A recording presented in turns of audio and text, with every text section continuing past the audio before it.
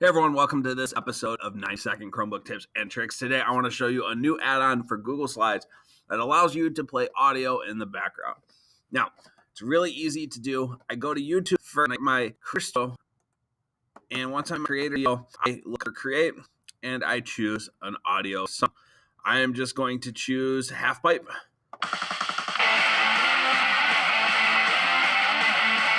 And I'm going to download it with this button here. I go back over here and I look for my AudioPlayer for Slides by EdTechTeam. If you need to know how to install an add-on, a couple episodes back I showed you how. Open files, and I'm going to look for half pipe as my option. It is searching my Google Drive right now for audio.